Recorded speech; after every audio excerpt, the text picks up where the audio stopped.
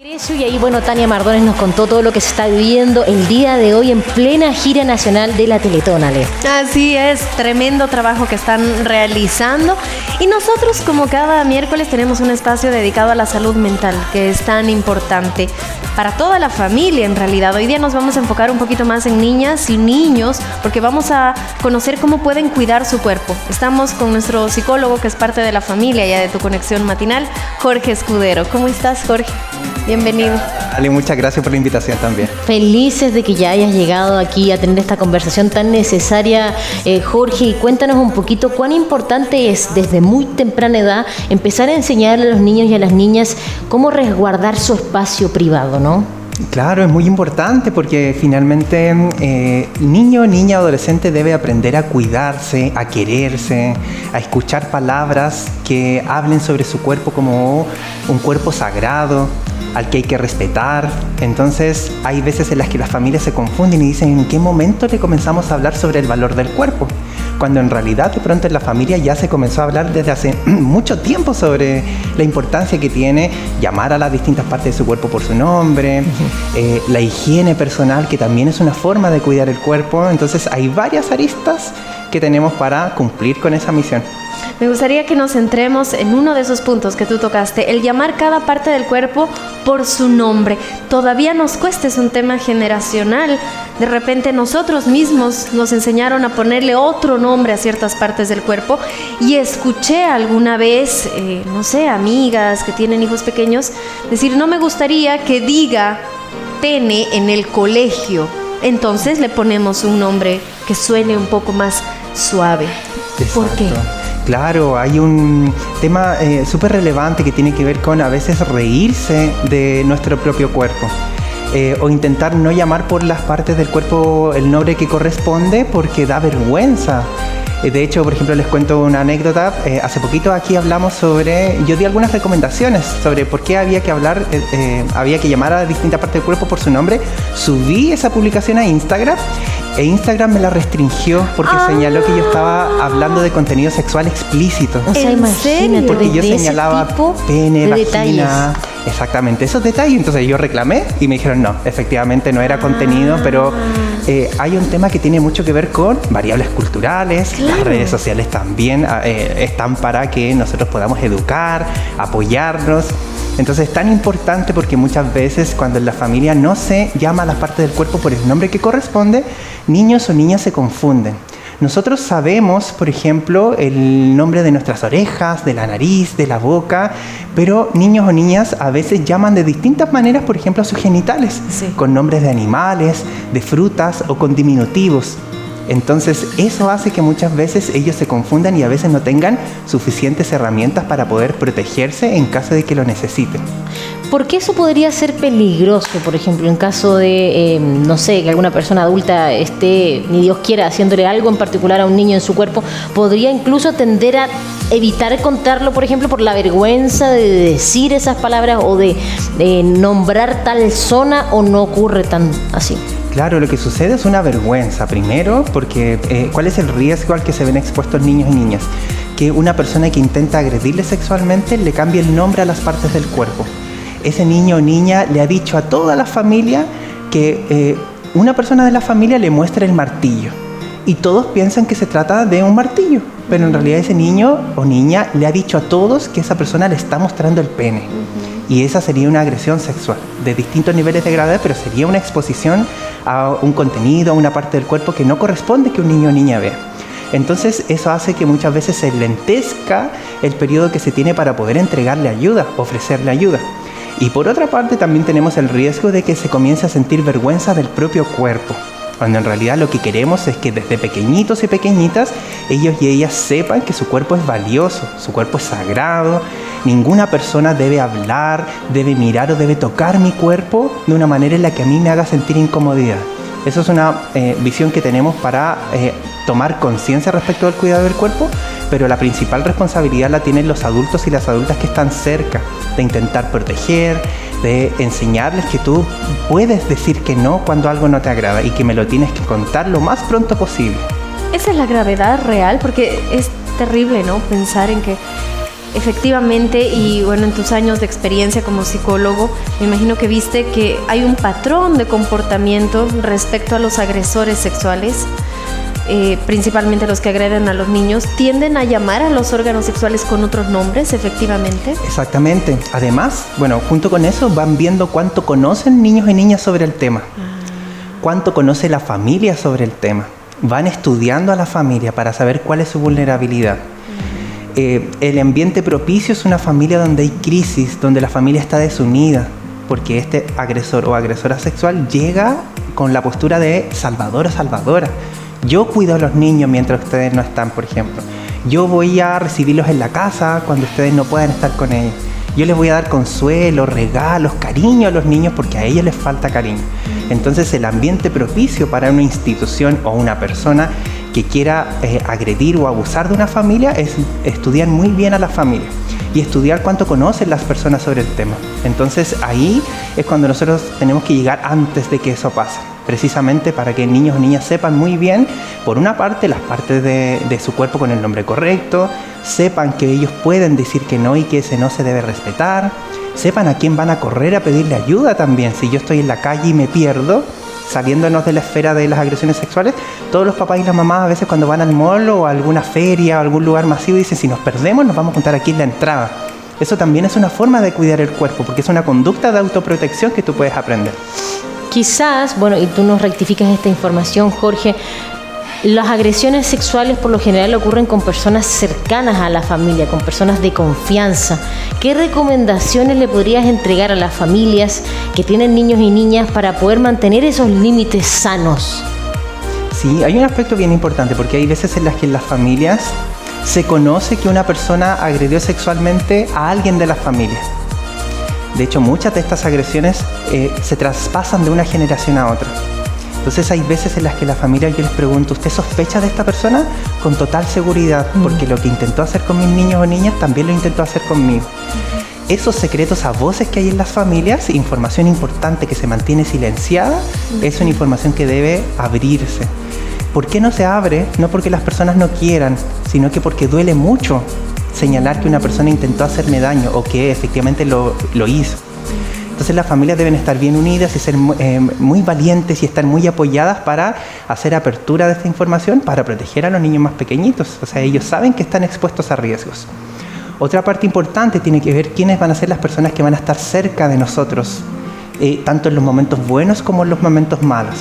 Personas que están cerca pueden ser personas de nuestra familia, pueden ser personas de la comunidad de la iglesia, de las actividades deportivas, personas de la comunidad, es decir, personas que están cercanas al día a día de nuestras familias. Y esas personas hay que conocerlas, hay que entablar una relación con ellas, de modo que esta persona que yo conozco hace una semana, un mes, que no la conozco muy bien más allá de información superficial, no está todavía autorizada para conocer más información sobre nosotros, para cuidar de nuestros niños o niñas, porque es una persona que necesitamos conocer muy bien. Entonces es ahí donde uno también va transmitiéndole a los niños y las niñas, hay que ir con cuidado. Por ejemplo, tú tienes amigos y amigas, pero debes ir paulatinamente entregando información sobre ti. En otro momento los invitaremos a la casa, en otro momento a tu cumpleaños, pero vamos paso a paso, de modo que no se abran las puertas de este valioso grupo familiar a cualquier persona, porque ahí estaríamos en algunos riesgos importantes. Y bueno, sí, lamentablemente es algo que sucede, ¿no? Que la mayor parte de agresiones sexuales viene por parte de un familiar. Tú nos mencionabas de que a veces traspasa generación en generación y a veces se juzga demasiado a la persona que ha sido agredida. ¿Por qué no habló antes? ¿Por qué no se quejó antes?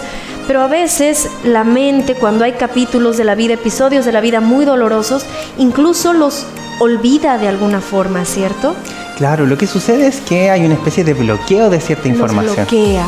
Entonces, aquella persona que ha sido agredida recuerda esto como un sueño.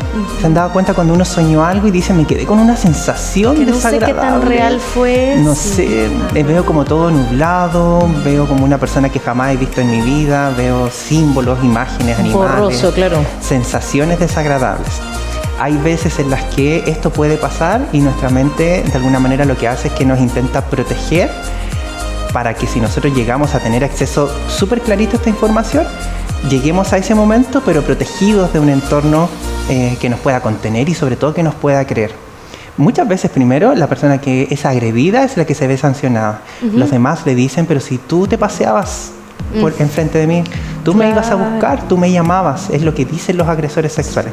Y lo menciono en masculino porque mayormente son hombres, pero sí hay mujeres que agreden sexualmente de niños y niñas, solamente que la estadística las pone en un número más bajo, porque cuesta más denunciar a una mujer que agredió sexualmente a un niño o niña. No porque sea menos la cantidad de agresiones por parte de una mujer. O sea, más bien no porque no hayan, sino que estadísticamente son menos. Pero la estadística nosotros la tenemos porque son menos personas las que denuncian.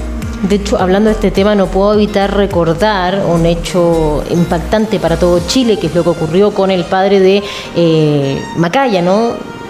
Donde la persona lo que utilizó para defender a su padre, su declaración fue, es que esta niñita, que era una adolescente, niña aún, era muy agrandada.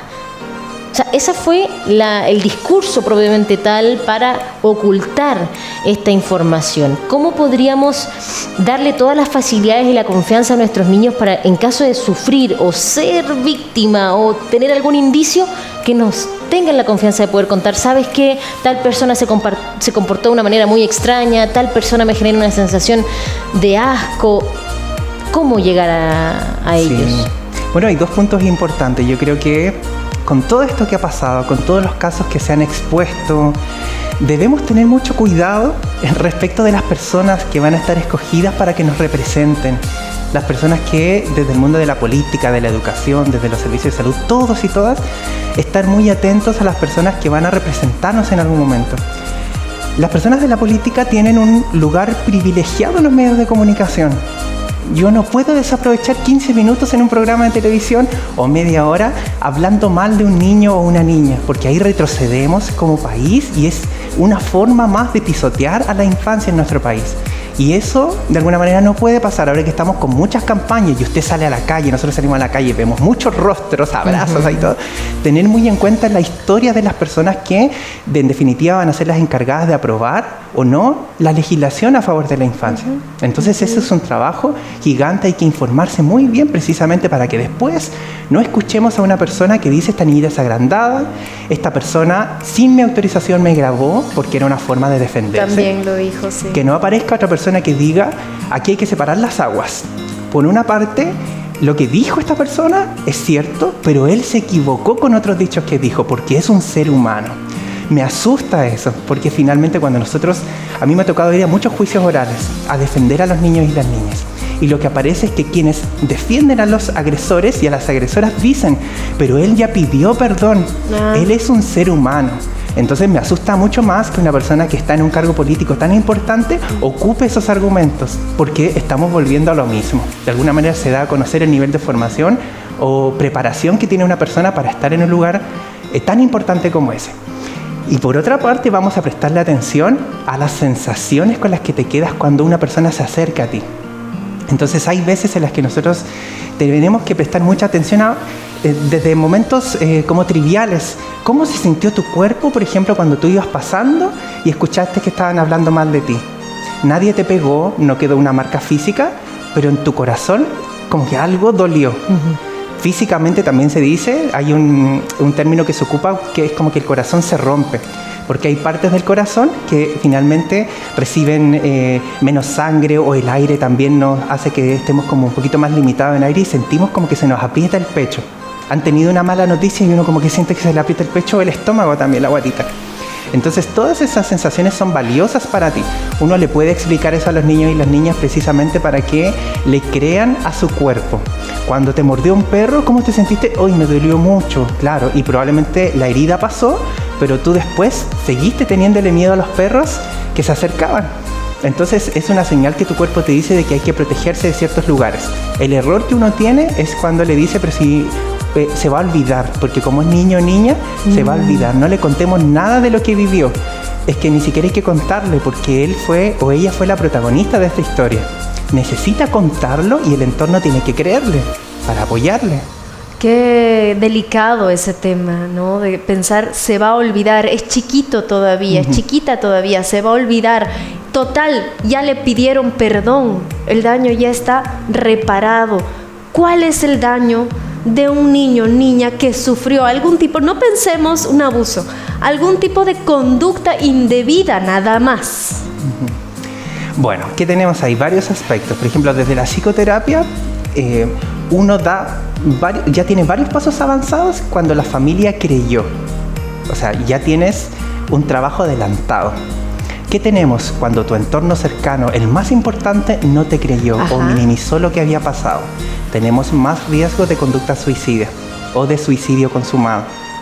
Yo no quiero que mi hijo, hija, paciente, alumno, alumna se suicide, ¿cierto? Yo creo que ninguno de nosotros quiere que pase eso. Entonces tenemos que crear entornos donde a ellos y a ellas se les crea, sobre todo cuando hablan de temas tan delicados y utilizan términos que antes no ocupaban. A veces las familias dicen, esas palabras nosotros no se las enseñamos, pero ahora dice esto o tiene ciertos juegos, entonces aquí algo pasa. Y ahí el rol del psicólogo, en mi caso, es investigar, aliarnos con los doctores o las doctoras para los exámenes físicos.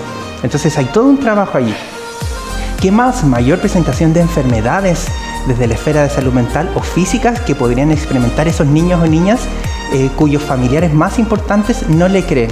De hecho, lo que uno evalúa en ese caso es evaluar si es pertinente que él o ella siga viviendo en esa familia. Entonces, o hacemos un cambio de cuidado personal con alguien que sí le crea, porque si tú vas a crecer con una vocecita que te dice tú inventaste esto, lo hiciste para perjudicarnos, te das cuenta del daño que generaste, él ahora está en la cárcel por tu culpa, es un daño que todos los días va a estar recibiendo.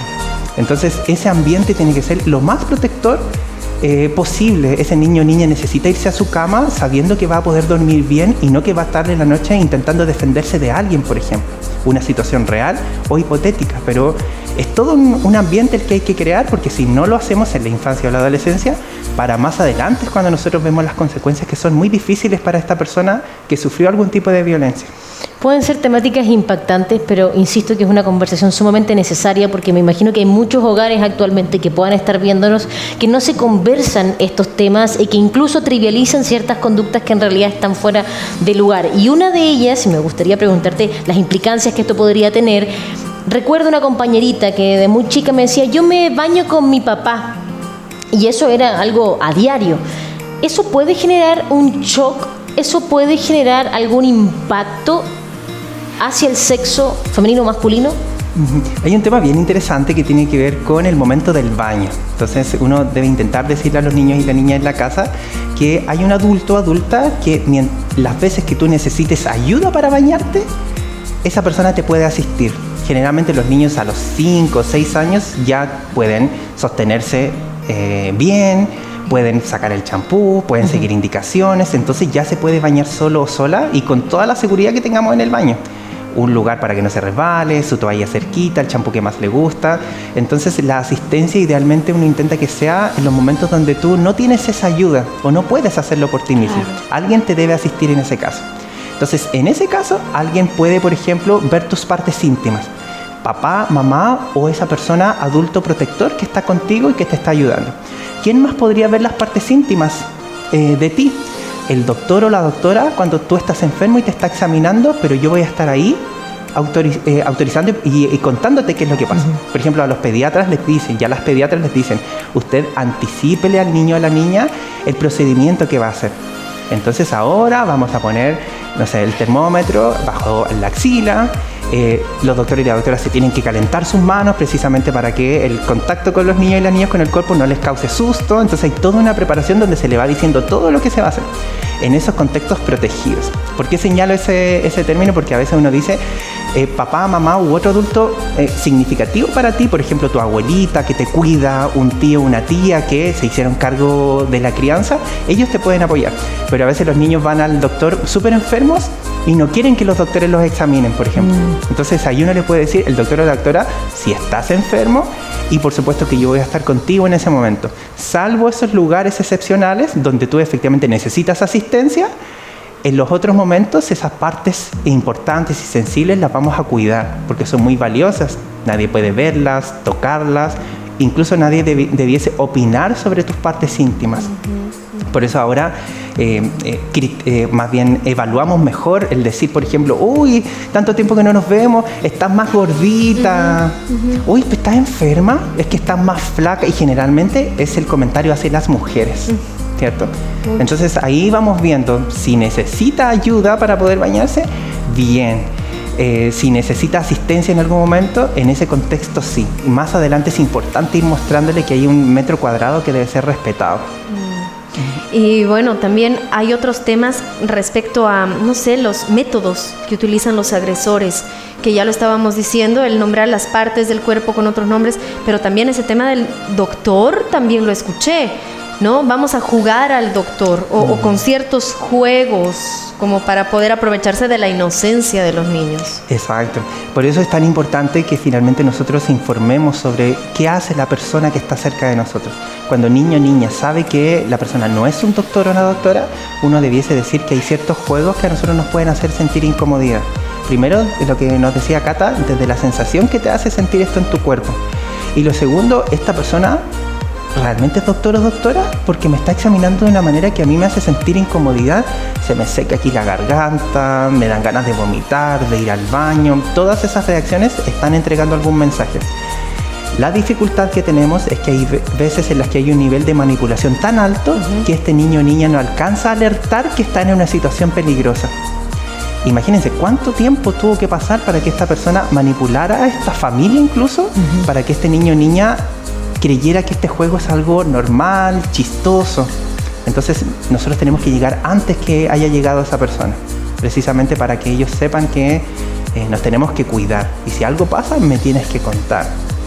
Te quiero situar en un contexto hipotético. Claro, imaginemos ese mismo caso que tú decías, un niño que no alcanzó ni siquiera a alarmar a sus padres, pero yo noto que, por ejemplo, cuando mi hijo, mi hija está dibujando, hace unos dibujos bien particulares, bien oscuros quizá. ¿Cómo o de qué otras maneras podemos darnos cuenta que quizás nuestro hijo está pasando por una situación así? Sí, hay veces en las que ellos y ellas dibujan lo que otra persona hace con ellos. Entonces, la agresión sexual que ellos han vivido, la dibujan.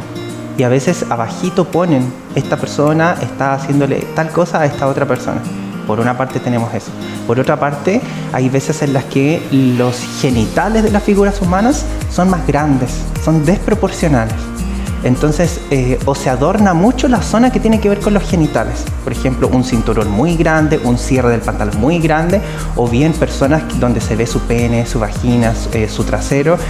Los niños lo dibujan. Es ahí donde se empieza a decir, ¿dónde habrá visto esto? O los genitales con mucho detalle también puede ser una señal de que en algún momento vio algo parecido. Aquí tenemos un abanico de situaciones que hayan podido ver, por ejemplo, pornografía, que alguien los haya expuesto, que en el colegio alguien les mandó un video por WhatsApp y vieron pornografía, vieron algunas imágenes en internet, o vieron a algún adulto o adulta que se expuso, desnudo, desnuda. Entonces esos son los primeros caminos que esta persona comienza a tomar, porque dice, si este niño o niña no hace nada, entonces va a pasar a la siguiente etapa. Por eso hay que llegar antes, donde uno les diga siempre, si alguien te muestra sus genitales, tienes que salir de ahí y me tienes que contar al tiro, porque eso no está bien, no debe pasar. Y la dificultad con la que nos encontramos también en el último tiempo es que también hay veces en las que entre mismos niños y niñas, o niños, niñas y adolescentes, existen algunos tipos de conductas sexuales abusivas. Entonces, ¿qué pasa si esto sucede en el colegio, por ejemplo, y nosotros no sabemos, en los baños, en una pijamada? No hay adultos o adultas mayores de edad, sino que esto sucede entre niños y niñas. Y ahí hay doble riesgo. Por una parte, por el niño o niña que se vio expuesto a esto, pero por aquel niño, niña o adolescente que ejerció estas conductas abusivas, porque también necesita ayuda. En algún momento vivió eso o lo vio. Claro. ¿Y cuál es realmente la gravedad? Hoy en día los niños están expuestos a la pornografía, pero lo tienen en el celular. Es muy fácil acceder a la pornografía. Cuando son niños pequeños que no entienden ni siquiera de qué se trata, o cuando ya son adolescentes y ven un contenido que realmente es muy, muy fuerte para ellos, ¿cómo puede afectar el resto de su vida, el resto de su vida sexual ya como adultos? Sí, es grave, porque eso cambia la forma en la que se ven las relaciones sexuales. Cambia la forma, ahora que estamos hablando del cuidado del cuerpo, de ver mi cuerpo. O sea, lo que están mostrando ahí dista mucho de cómo es mi cuerpo, por ejemplo. cambia la forma de relacionarse con las mujeres. La pornografía muestra a las mujeres en un estado de sumisión, como al alero de lo que el hombre quiere que ella haga. Entonces ahí hay una parte importante de ver que por una parte uno puede tener muchas restricciones con los dispositivos digitales que ocupa, con el celu, con el iPad, con el computador, pero lamentablemente hay formas en las que se puede burlar ese control que se tiene. O bien que a lo mejor yo no vea pornografía desde mi celular, pero sí desde el celular de un amigo o amiga, que no tiene ninguna restricción a lo mejor su dispositivo. Entonces también está la parte donde uno puede informar. Recuerda que eso, si lo llegas a ver, es una película, es algo que se graba, se edita, hay drogadicción, hay agresiones sexuales hacia las personas que participan en esto. Hay formas que tienen estas industrias para que esa información llegue especialmente a las personas de tu edad. Entonces esta industria conoce muy bien quiénes son las personas que consumen este material. Y es ahí donde uno también va viendo que hay una exposición que les termina generando ese riesgo a su salud mental, a su salud física. Y justamente en la adolescencia, sobre todo las áreas de la salud que nosotros más tenemos que cuidar porque son las más vulnerables, es la salud mental y la salud sexual. Si este adolescente tiene sus primeras relaciones sexuales con su pareja y las tiene del mismo modo en cómo vio pornografía, se está exponiendo a enfermedades de transmisión sexual, se está exponiendo a expresar algún tipo de violencia hacia otras personas, a exponerse a situaciones que son totalmente evitables. Muchos se exponen, por ejemplo, a compartir fotos o videos con sus amigos o con sus parejas. Entonces, como de estos temas no se habla, luego viene el ciberbullying, que es que mira, yo tengo estas fotos que ella me mandó, sobre todo en la sanción hacia las niñas y las adolescentes, entonces yo las voy a compartir. Cuando eso sucede es cuando muchos adolescentes se quitan la vida. Imaginemos el nivel de angustia, de amenaza, de extorsión también que puede suceder en ese caso. Entonces, para evitar llegar a ese momento, hablar sobre los temas que uno conoce que podrían pasar en la adolescencia. Uno conoce que la adolescencia, algunos se darán su primer beso, quizá, algunos van a querer tener relaciones sexuales con su pareja. Van a querer pololear, o a lo mejor no pololear, pero van a andar. Entonces, cuando uno sabe que eso se va a presentar, es bueno anticiparle. Uno habla desde pequeñito con los niños y las niñas sobre el valor del cuerpo, el valor de las otras personas, lo importante que es el no tuyo, pero también el no de las otras personas, porque tú no puedes obligar a alguien a hacer algo que esa persona ya te dijo que no. Quedándome en esa etapa que tú nombrabas del paso de ser niña a ser un adolescente o un niño adolescente, uno se cuestiona mucho el cuerpo y uno suele compararlo también con otros compañeros o otras compañeras. De repente, no sé, recuerdo patente quizás confesiones de algún amigo cercano, no, entre los niños nosotros jugábamos a, no sé, medir ciertas zonas, o entre las mujeres, ay, yo tengo más aquí que tú, etcétera. Eso podría ser dañino en una etapa adulta, que esa persona se siga viendo al espejo y diga, bueno, no me gusto, no me gusta mi cuerpo, mi amor propio está por el suelo. ¿Tiene algún link? Tiene mucho que ver porque se alimenta esta cultura de él, nunca eres suficiente. Por más que hagas mucho ejercicio, nunca tu nivel de musculatura es suficiente porque siempre hay alguien más. Pero desconocemos qué hizo esa persona para poder estar muy musculoso o musculosa. Tiene un estilo de vida, hace ejercicio, descansa muy bien, si es que fuese un estilo de deporte saludable. Con el cuerpo también hay una constante comparación y a veces en esos grupos es que aparece la burla por cómo es tu cuerpo. Lo que te falta, lo que te sobra. Entonces esa burla sobre este cuerpo que es tan valioso también comienza a generar muchas dificultades para lo que viene más adelante, por la gran posibilidad que exista de insegurizarse, de ser más tímidos o tímidas, y ahí entra el mundo digital, porque el mundo digital no te pide que tú te acerques a las personas, te pide que tú le des un clic, por ejemplo, que te contactes, y nunca tuviste un contacto cara a cara, se priva a los niños, niñas y adolescentes de acercarse a alguien y decirle, hola, ¿cómo estás? Relaciones o habilidades sociales. Es lo que más cuesta ahora, sobre todo en la adolescencia, el hablar, el comunicar, el expresar lo que tú necesitas, el expresar claramente que tú no quieres hacer esto que te están pidiendo hacer. Entonces es ahí donde todos estos estímulos finalmente hacen que uno preste mucha atención, porque yo creo que hoy más que nunca muchos niños y niñas están muy expuestos a muchas situaciones súper peligrosas, y si es que ese freno no se pone, uno ve las consecuencias más adelante, porque ese niño o niña más adelante va a criar a otros niños o niñas, o va a acompañar en la crianza a otras personas. Entonces la idea es que lleguen con información, que sepan cómo cuidarse también. Y hay padres, madres hoy en día que piensan que al entregarles mucha información a sus hijos va a hacer como que se adelanten un poco a ese proceso o que, no sé, la niñez quieren que dure un poquito más, ¿no? Es como que todavía no le hablemos de esos temas porque le estamos dando pie a que ya empiece a vivir su sexualidad de alguna forma. Sin embargo, no se dan cuenta de que tal vez sea más bien lo que necesiten para no hacerlo, ¿o no? Claro. Y bueno, y la sexualidad, su adolescente ya la comenzó a vivir desde antes que naciera. Ah, bueno, claro. Porque la sexualidad también tiene que ver con el género. Claro. Cuando en las familias el baby shower, por ejemplo, o ahora tiran un humo rosado, un humo celeste, género masculino, género femenino. Estoy hablando en términos muy dicotómicos porque sabemos que el género puede ser fluido. Claro.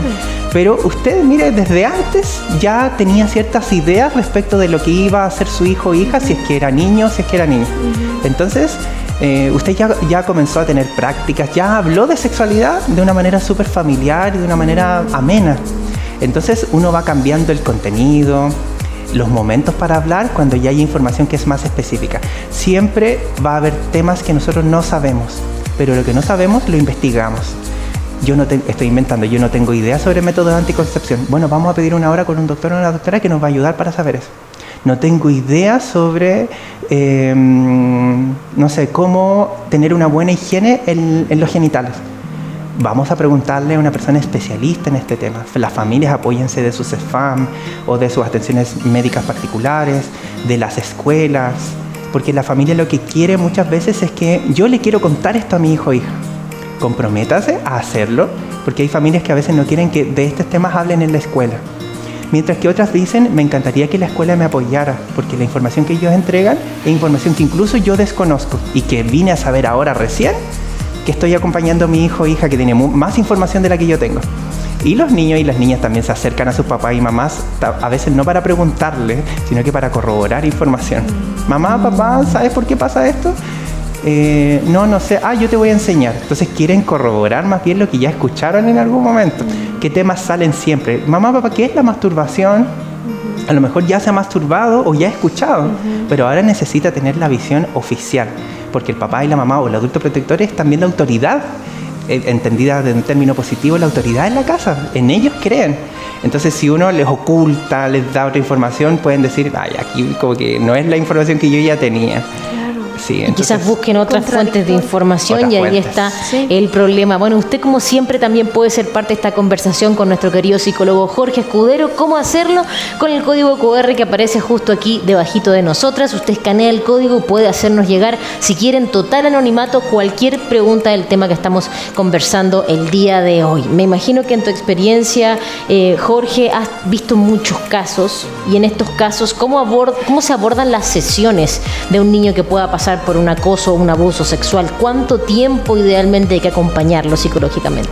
Sí, bueno, hay varias aristas porque una parte tiene que ver con la asistencia, el acompañamiento que entregan programas psicosociales que pertenecen a Mejor Niñez. Son programas ambulatorios, ahí destacan los programas que se llaman con la sigla PRM, que son programas especializados en temáticas de malos tratos graves contra niños, niñas y adolescentes.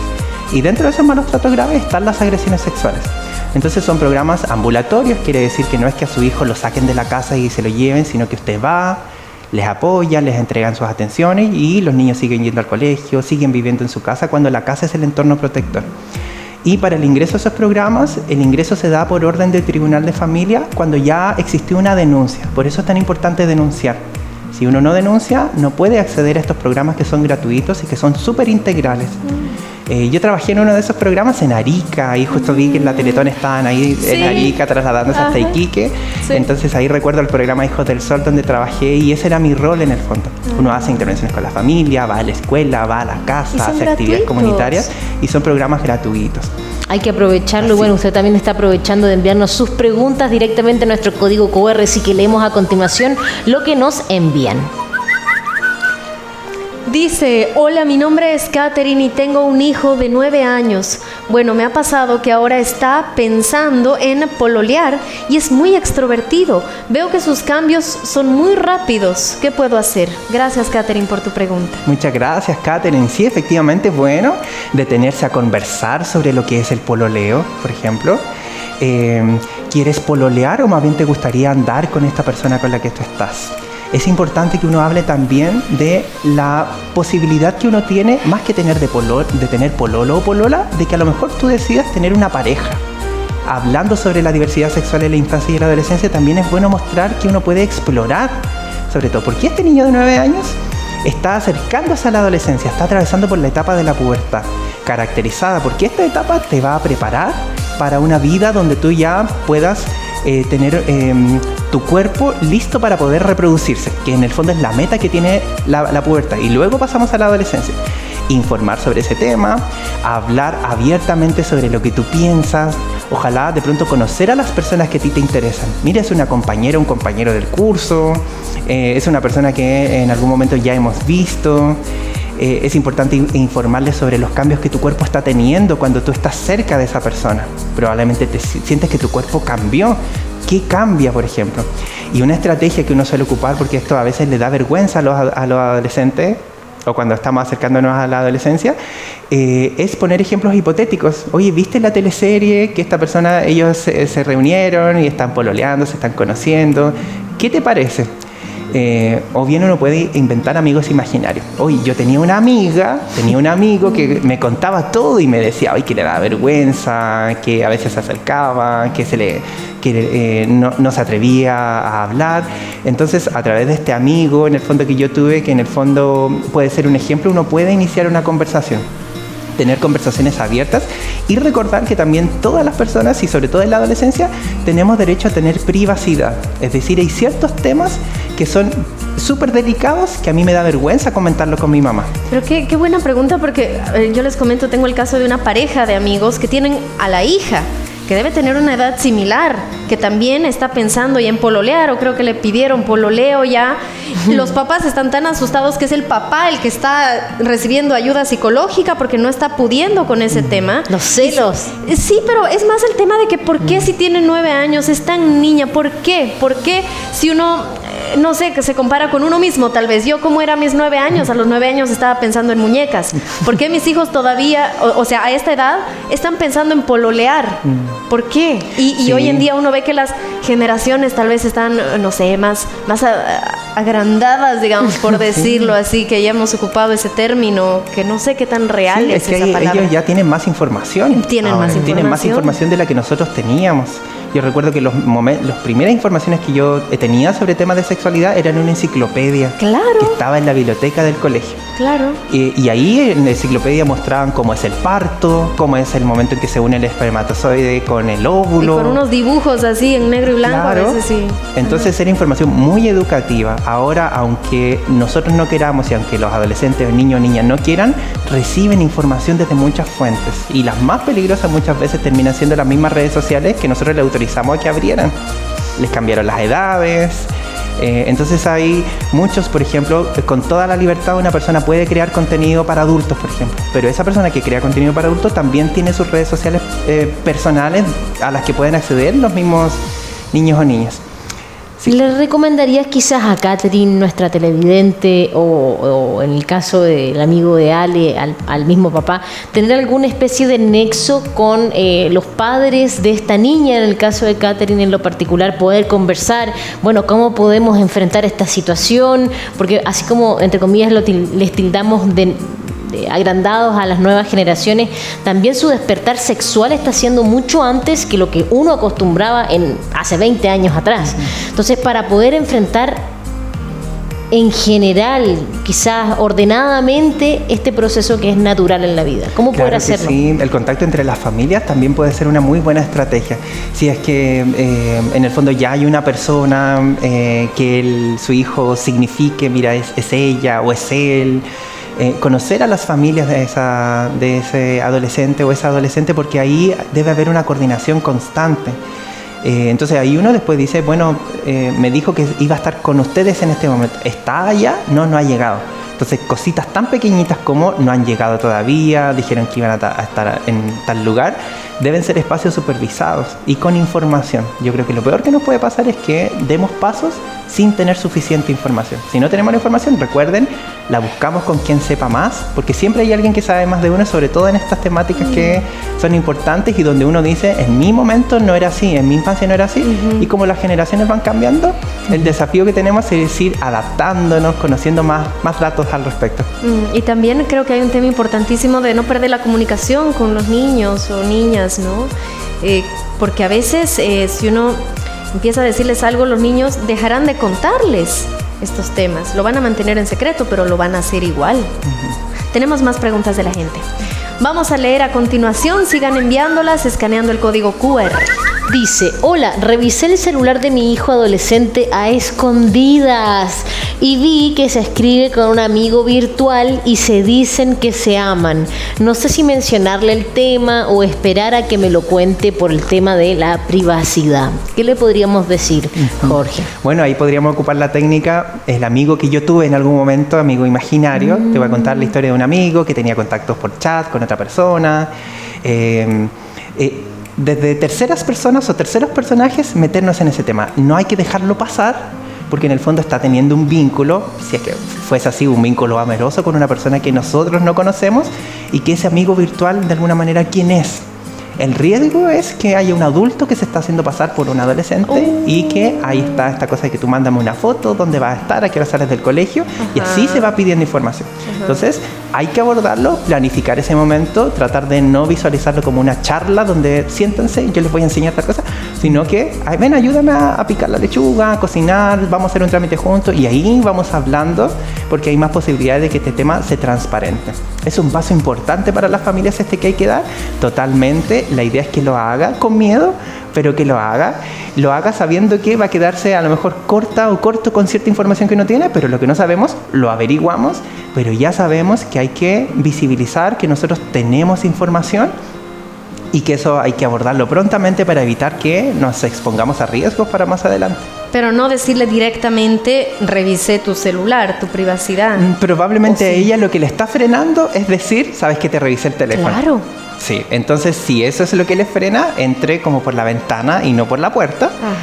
Hay papás que muchas veces le transparentan a los hijos, le dicen, yo voy a revisar tu celular, voy a ver el historial. Así también hay hijos que le revisan el celular a los papás. ¿En serio se da igualmente? Sí. Y hay mucha información que incluso puede generar un trauma. Si yo veo una conversación, ejemplo, entre mi mamá y mi papá subida de tono, puede generar un impacto también a mi vida sexual, digamos. Claro. Entonces ahí está el tema que nosotros tenemos de ir supervisando, ir viendo y cuando vamos recolectando información, abordar esa información prontamente. Entonces, si ya sabemos que hay un vínculo amoroso con una persona que no conocemos, adelantémonos ahora a hablar sobre las formas en las que nosotros vamos a proteger nuestro cuerpo, por ejemplo. Las formas, no lo sabemos en este caso, pero las formas que tenemos de poder tener las relaciones sexuales de una manera que sea saludable, consensuada, con protección, en un lugar que sea seguro para ti, para que no te estés exponiendo en fiestas, en lugares que no conoces, en espacios donde a lo mejor incluso haya gente que te graba.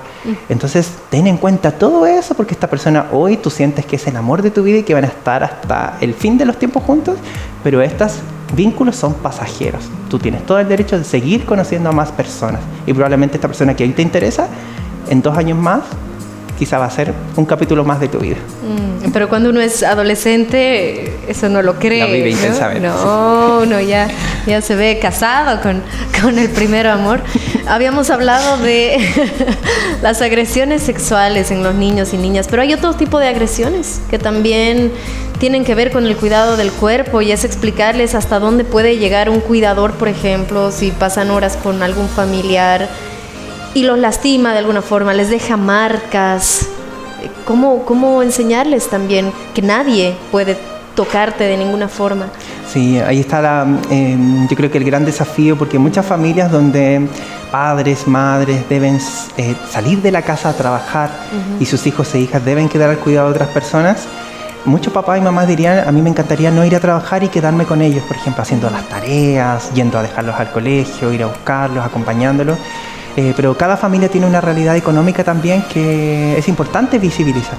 Entonces ahí conversar con los hijos e hijas, decir que esta persona está para ayudarte, para apoyarte, pero que ninguna persona puede gritarte, tratarte mal, hacerte sentir poca cosa. Recuerda cómo se siente tu corazón, si lo queremos ver como en las emociones, cuando alguien te trata de una manera que a ti no te gusta. Y en la vacuna más importante que tenemos para evitar estas situaciones es que a nosotros en la casa los niños los tratemos bien, para que él y ella sepa cómo se siente que te traten bien. Más adelante, si alguien le grita, lo descalifica, él va a decir, qué raro porque en mi casa a mí no me tratan así, lo voy a contar. Esa es la frase que podemos tener. Tú puedes decir no y recuerda decirle a esa persona, yo lo voy a contar, te voy a acusar. Se ha visto que las personas que agreden a niños o niñas, cuando el niño le dice, te voy a acusar, esa persona para, porque sabe que ese niño tiene información y que hay una comunidad que lo respalda, una tribu que le respalda, que le cree. Me imagino que esas personas, tomando un poquito el ejemplo de Ale, saben con qué niño hacerlo y con qué niño no. Si es un niño más introvertido, probablemente va a tener la confianza que no se va a atrever a contarle absolutamente nada a nadie. ¿Cómo potenciar, no cambiar la personalidad de nuestro hijo, pero cómo potenciarle más allá de esta recomendación que tú nos acabas de entregar? Claro, lo potenciamos en la medida que nosotros les entregamos palabras para definirse de una manera optimista o saludable sobre sí mismos. La manera en la que niños o niñas se definen tiene mucho que ver con las palabras que los demás han ocupado para definirlos. Entonces, si yo sin darme cuenta he dicho que tú soy mala para las matemáticas, que es burro, ¿cómo no vas a ver? Que eres tonto. Esperemos a que pasen unos años más para que él mismo diga, no, yo no quiero estudiar porque yo soy tonto, yo soy burra. Entonces, ya que ese es el argumento que muchas veces ocupan porque han escuchado eso, ponerle palabras positivas. Eres empeñoso. Me doy cuenta que cuando algo te cuesta, perseveras. Valoro esa capacidad que tienes para salir adelante, para apoyar a tus amigos, esa sensibilidad que tienes cuando ves que alguien lo está pasando mal, para ayudarle. Necesitan saber sus bondades porque ya el mundo es suficiente con todo lo malo que le está diciendo que ellos hacen. Las redes sociales hoy día le dicen a los adolescentes entre ellos, mátate, tírate del puente, real, feo, fea, y otros descalificativos que hay para las mujeres y para los hombres. Con eso es suficiente para generar daños a la salud mental. Entonces uno tiene que ser propositivo desde todo punto de vista. Y de hecho, un mensaje para mis colegas profesionales es que uno a los niños los tiene que llamar siempre por el nombre por el que ellos quieren ser llamados o llamadas. Preguntarles, ¿no? ¿Cómo te sientes identificado o identificada? ¿Cómo te llamen? ¿Por qué nombre te sientes identificado? Tratar de que los establecimientos educacionales no nos mencionemos como tíos o tías. ¿Cómo se llama tu profesora? Es la tía. No, pero ella tiene un nombre, profesora Catalina, profesora Alejandra, profesor Jorge. En las atenciones que yo hago, yo le digo, mi nombre es Jorge y soy psicólogo. Porque a veces me dicen doctor o me dicen tío. Y el tema es que uno le diga tío o tía a la persona que efectivamente es tu tío, hermano de la mamá o hermano del papá, por ejemplo. Ese es el tío con un nombre. Porque más adelante, esperemos que esto nunca pase, pero si más adelante alguien le agrede sexualmente, ¿quién era la persona? Era la tía. ¿Cómo se llama? La tía. Yo confié porque como tío es alguien de la familia y cercano, entonces los niños van haciendo esa asociación. Sí. No, tío o tía para la persona que efectivamente es tío o tía de la familia, que es una persona de confianza y con el nombre. Y a los demás le llamamos por su profesión y su nombre. Doctora Marta, profesora Catalina, el psicólogo Jorge, la psicóloga Alejandra, para que nosotros sepamos a quiénes nos estamos refiriendo. Y no es mal educado llamar a una persona por usted o por tú. Por ejemplo, si a mí me acomoda que me llamen como Jorge, excelente, bien. Entonces ahí ellos se van sintiendo más en confianza y se sienten más seguros porque ahora tienen más información. Y las cosas, bueno, las partes del cuerpo también nos decías, por su nombre. Vamos a revisar las redes sociales de nuestro psicólogo Jorge Escudero, tú, psicólogo en casa. ¿Qué podemos encontrar en ella, Jorge?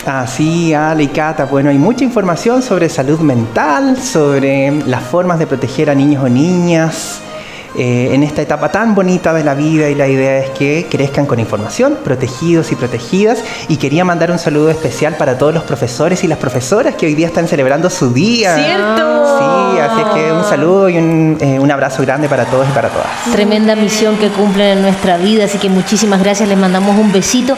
Y a ustedes también que nos sintonizan por el 14.1 hasta esta hora. Agradecerte nuevamente, Jorge, por tu visita de cada miércoles y esperamos tenerte próximamente. Muchas también. gracias por la invitación. Bien, y agradecerles a ustedes también por estar con nosotros todos los días aquí en Tu Conexión Matinal. Mañana los esperamos desde las 8, tempranito. Que tengan una linda tarde. Chao, chao. Adiós.